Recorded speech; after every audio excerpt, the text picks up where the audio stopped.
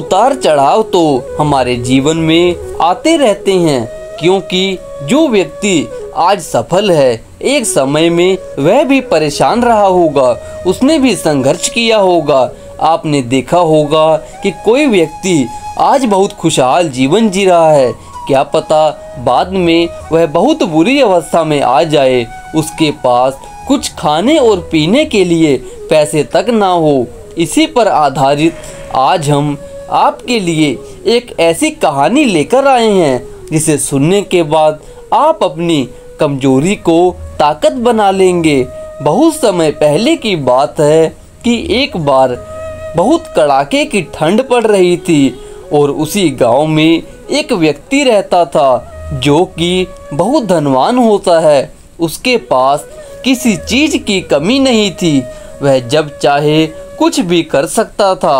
उसके पास सोने चांदी के भंडार भरे पड़े थे, पर वह संतुष्ट नहीं था। उसके पास सब कुछ होते हुए भी किसी चीज की कमी थी। उसने अपने मंत्री से कहा, मेरा मन घबरा रहा है, बेचैन हो रहा है।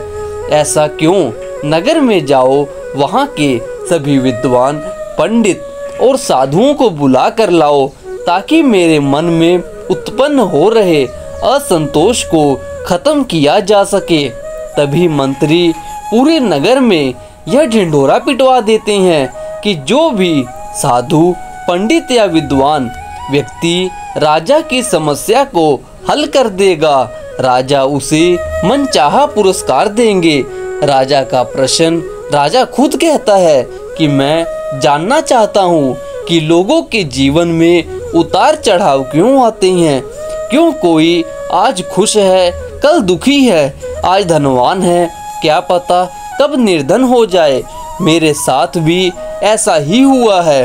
पहले मैं भी बहुत निर्धन था और अब राजा, क्या पता कब मेरी सत्ता मेरे हाथ से चली जाए, कब मैं यह खो दूंगा।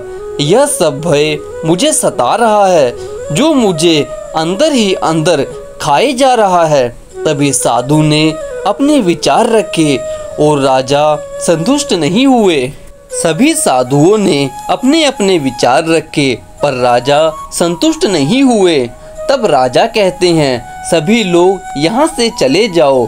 तभी राजा को पता चला कि एक भिक्षु आए हैं जो बहुत पहुँचे हुए संत हैं। राजा ने उन्हें भी सारी बात बताई। तब वह बोले, मुझे तुम्हारी समस्या का हल करने पर क्या इनाम दिया जाएगा? तुम मुझे क्या दे सकते हो? राजा ने कहा, जो चाहो महाराज। साधु ने कहा, मुझे पूरा महल चाहिए। राजा तैयार हो गया, पर साधु ने उसे लिया नहीं बल्कि कुछ सबक और उसकी समस्या का हल बता दिया।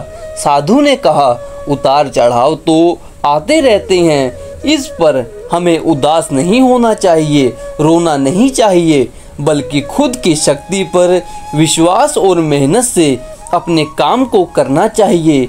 जैसे अभी कुछ समय पहले तुम राजा थे, दक्षिणा देने के बाद पूरा महल अब मेरा हो गया है और तुम साधारण आम इंसान हो गए हो। राजा अब तुम नहीं रहे।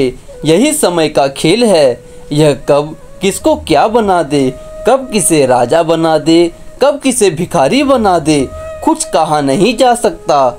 हमें अगर इन उतार चढ़ाव और समस्याओं से मुक्ति पानी है तो खुद को परमात्मा के नाम से जोड़ना होगा, उनके प्रति अपने हृदय में विश्वास को जगाना होगा और सब कुछ उन्हीं को अर्पण कर देना होगा। खुद को शांत करना पड़ेगा, क्योंकि जीवन का नाम ही संघर्ष है, इससे बचा नहीं जा सकता। और इसी के आधार पर उतार चढ़ाव हमारे जीवन में आते रहते हैं। क्या पता आज तुम्हारा बुरा दौर चल रहा हो, अगर तुम मेहनत करो, परिश्रम करो, क्या पता आगे चलकर तुम बहुत बड़े सेठ बन सकते हो, बहुत धनवान हो सकते हो, सभी समस्याओं को समाप्त कर सकते हो। वहीं अगर आज तुम बहुत धनवान हो, लापरवाही कर रहे हो, धन का अपव्यय कर रहे हो, तो इससे भी तुम्हारा बुरा हो सकता है। इसलिए उतार चढ़ाव हमारे कर्मों पर ही निर्भर होता है। अगर हम अच्छा कर रहे हैं तो हमारा भविष्य भी अच्छा होगा। यदि हमारा वर्तमान आज खराब है तो आगे जाकर भविष्य भी खराब हो सकता है।